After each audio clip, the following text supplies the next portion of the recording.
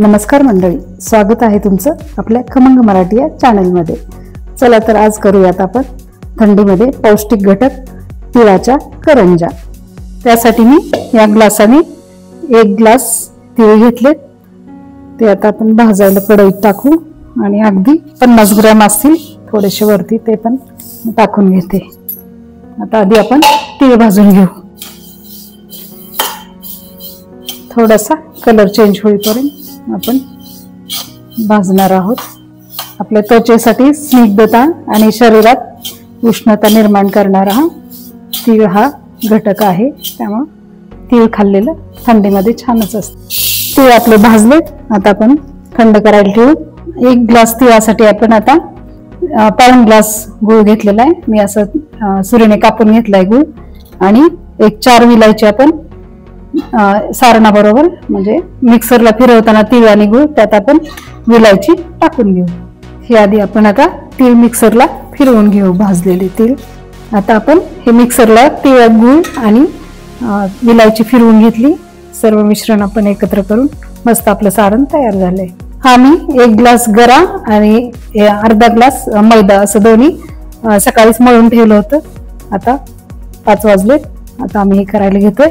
पण त्याआधी हे थोडंसं मी कुटून घेणार आहे।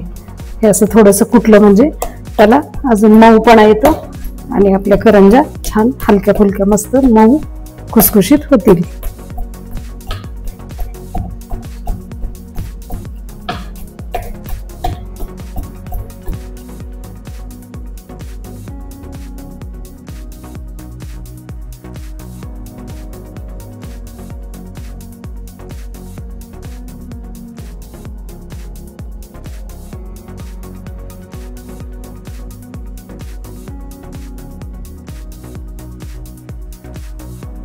आता ह्याला आपण प्लास्टिकच्या पिशवीत भरून ठेवू आणि एक एक घेऊन लाटू।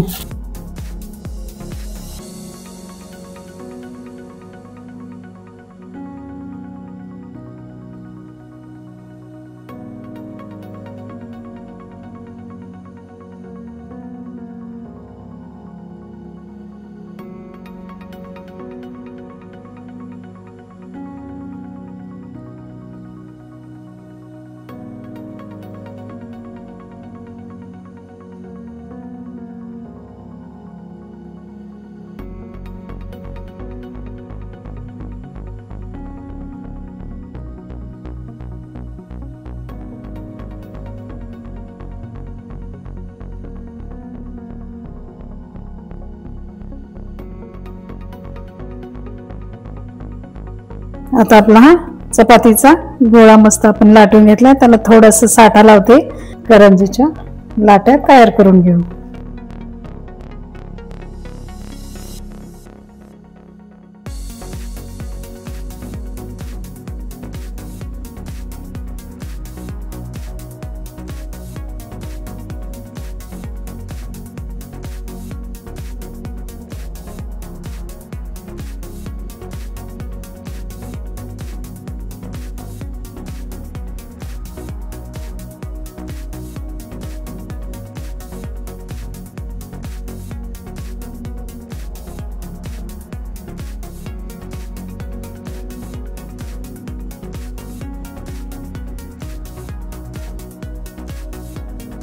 हे आता आपण करंजीचं सारण भरून घेऊ।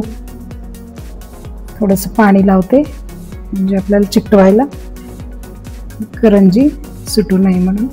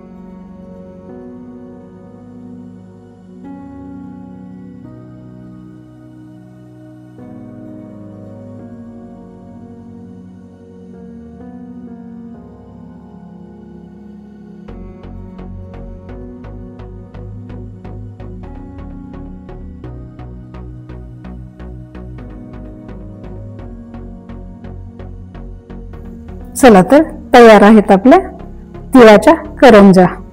या करंजा आपण थंडीसाठी पौष्टिक आहेत म्हणून करतोय आणि ह्या पुडाच्या करंजी सारख्या सुबक जरी नाही दिसल्या तरी यात पौष्टिक तत्व भरपूर असतात, त्यामुळे हे पौष्टिक अन्न घटक म्हणून आपण याकडे बघू शकतो।